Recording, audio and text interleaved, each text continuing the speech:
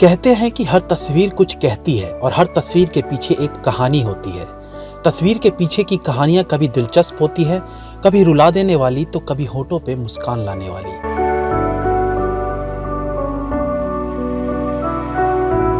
कभी इन तस्वीरों के पीछे दर्द की लंबी दास्तां होती है तो कभी खुशियों भरे वो पल होते हैं जिन्हें याद करते हुए हम उन पलों में कहीं खो जाते हैं। आज की हमारी कहानी भी एक ऐसी ही तस्वीर की है जिसे क्लिक करने के पीछे बहुत सी अच्छी बुरी यादें हैं।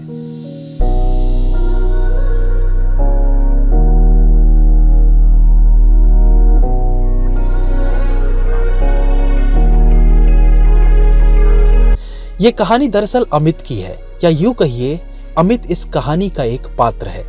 तस्वीर में दिखाई देने वाले दो महानुभाव अमित के पिताजी और चाचा जी हैं, जो सगे भाई हैं।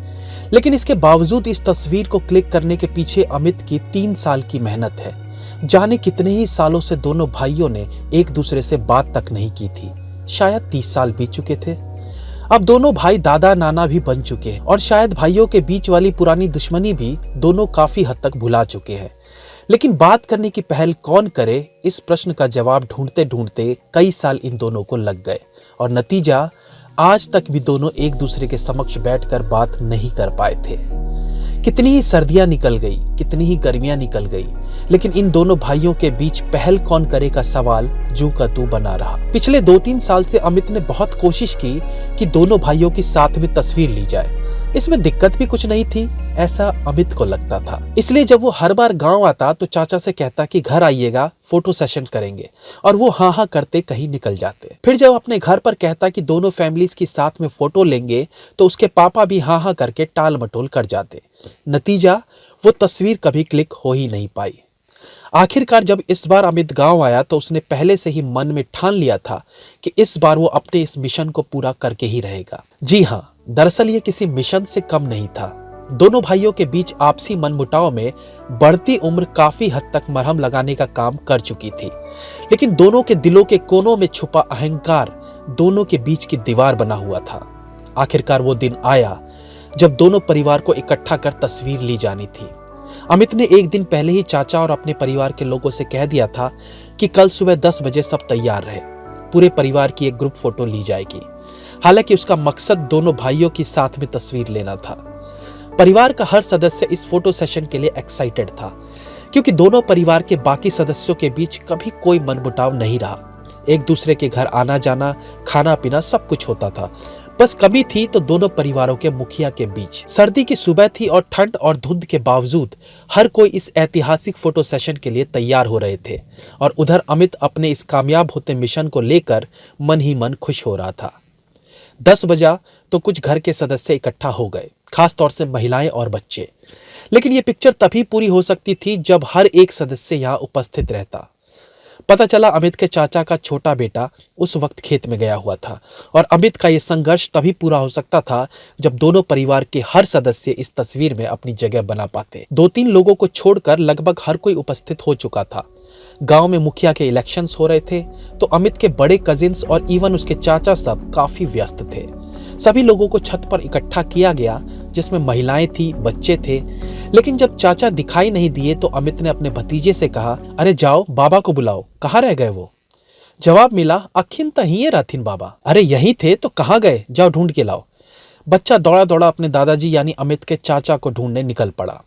इधर अमित के पिताजी ऑलरेडी तैयार होकर फोटो खिंचवाने के लिए एक कुर्सी पकड़ चुके थे, लेकिन छोटे भाई को उपस्थित ना देखकर अंदर से कूद भी रहे थे। सोच रहे होंगे कि बताइए सब पहुंच गए, लेकिन ये साहब अभी तक गायब हैं। अरे समय की भी कोई कीमत होती है कि नहीं।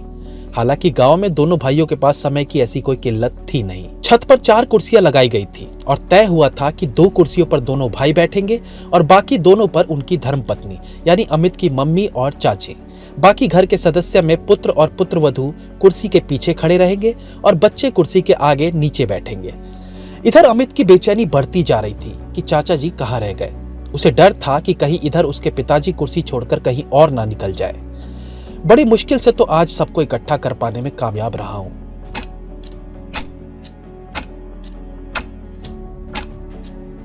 घड़ी की सुई जैसे जैसे आगे बढ़ रही थी, अमित की धड़कनें तेज होने लगी थी। अमित के पापा के मन के अंदर चल रही आलोचना अब उनकी जुबान पर आने लगी थी। अरे जब सबको बता दिया था कि इतने बजे आना है तो कहाँ हल चलावे चल गई। पिताजी का कटाक्ष माहौल को गर्म कर रहा था। इतना ही नहीं, अब तो छोटे सैनिकों की तरफ से भी कुलबुलाहट होने लगी थी। कहीं से चाची की आवाज भी आने लगी, कपड़ा भिजले छोड़े लिए हन, मतलब कपड़ा गीला ही छोड़कर आई हूं।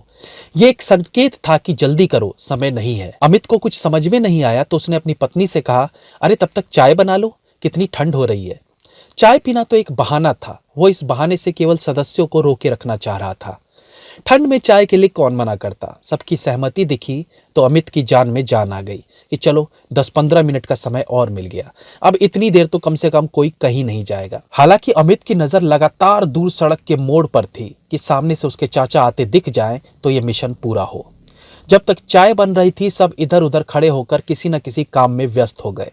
बच्चे पकड़म पकड़ाई खेलने में व्यस्त थे तो महिलाएं गांव में घटित किसी बात पर चर्चा करने लगी थी। अमित का भाई फोन पर किसी को डांट कर कह रहे थे कि हम एबो तभी ये काम होता ही कि तोरा से कुछ नहीं होता हो। इनडायरेक्टली शायद वो भी अमित को एहसास दिला रहे थे कि समय ज्यादा नहीं है, कल इलेक्शंस हैं और आज बहुत बिजी स्केड्यूल है। अमित ने उनकी फोन पर की गई बातों को सुन के भी अनसुना कर दिया। इतने में किसी ने घर के बाहर आवाज लगाई तो अमित के पिताजी उससे बात करने नीचे चले गए। हालांकि वो दरवाजे तक ही जा रहे थे, लेकिन उन्हें कुर्सी छोड़कर जाता देख अमित को लग रहा था जैसे वो इस मिशन से एक कदम और दूर होता जा रहा है। अभी इसी उधेड़बुन में अमित खोया हुआ था कि दूर से चाचा आते दिखे। तेज कदमों से वो घर की तरफ बढ़े आ रहे थे, मानो उन्हें आभास हो चुका था कि उन्होंने बहुत लेट कर दिया। उन्हें देखकर अमित की सांस में सांस आई। चाचा छत पे आए और जो 2 कुर्सियां दोनों भाइयों के लिए लगा रखी थी उसमें एक कुर्सी पकड़ ली। लेकिन क्योंकि ये टी ब्रेक था तो सब चाय के आने का इंतजार कर रहे थे। इधर अमित भी बाजी जीत लेने वाली खुशी लिए किचन से ट्रे में चाय लिए खुद सबको सर्व करने लगा। सबको चाय देने के बाद एक चाय बच गई तो पता चला अमित के पिताजी नीचे किसी से बात करने गए थे। छत से नीचे झांक कर देखा तो दरवाजे पर कोई नहीं था। उसने सोचा शायद वॉशरूम गए होंगे तो वो नीचे आया, लेकिन वॉशरूम में भी कोई नहीं था। अब एक बार फिर टेंशन का माहौल था। चाचा नहीं थे तो पिताजी को संभाल लिया, क्योंकि ये उन्हीं का घर था तो जाते कहाँ, घर में ही रहना था।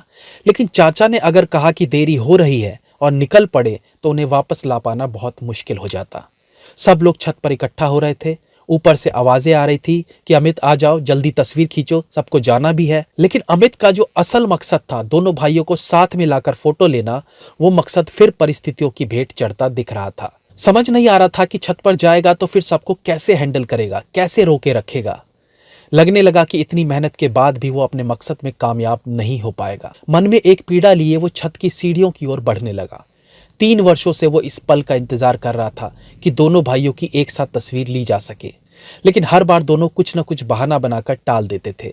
और इस बार जब इतनी मुश्किल से सबको साथ ले आए तो पिताजी का आता पता नहीं था। अगर अभी किसी को उन्हें ढूंढने भेजे भी तो शायद चाचा को इतनी देर तक रोक पाना आसान नहीं होगा। और जिस प्रकार से छत से सबकी आवाजें आ रही थी, आवाज सुनकर लग रहा था बस 2 मिनट अगर इस फोटो अभियान को टाला गया तो वहां से सब निकल जाएंगे और रह जाएंगी केवल 4 खाली कुर्सियां। बेमन से अमित छत की तरफ बढ़ा तो देखा फोटो खिंचवाने के लिए सब पोज बना चुके थे, लेकिन उसे लगा ये पिक्चर अधूरी रह जाएगी पापा के बिना। शायद अत्यधिक हताश होने के कारण उसने इस बात पर ध्यान ही नहीं दिया कि वहां रखी 4 कुर्सियां फुल थी, यानी चाचा के साथ पिताजी ऑलरेडी कुर्सी पर विराजमान हो चुके थे।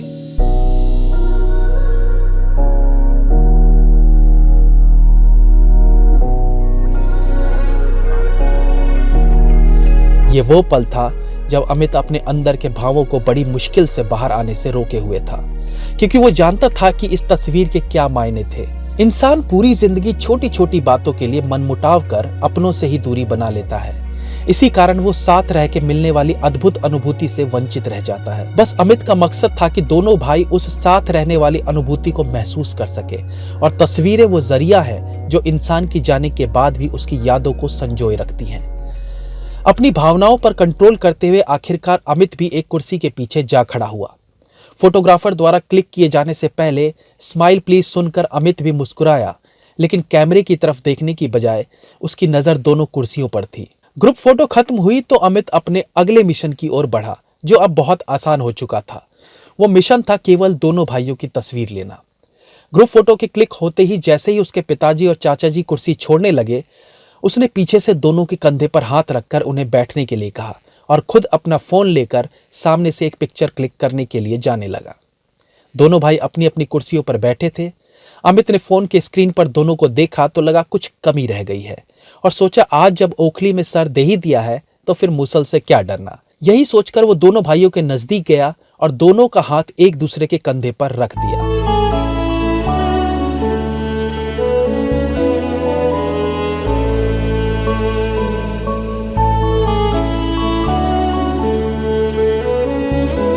दोनों भाइयों के चेहरे पर आए भाव शायद शब्दों में व्यक्त नहीं किए जा सकते। चेहरे पर भले सामान्य भाव थे, लेकिन दोनों ये महसूस जरूर कर रहे थे कि भाई इस घड़ी को आने में 30 साल क्यों लग गए।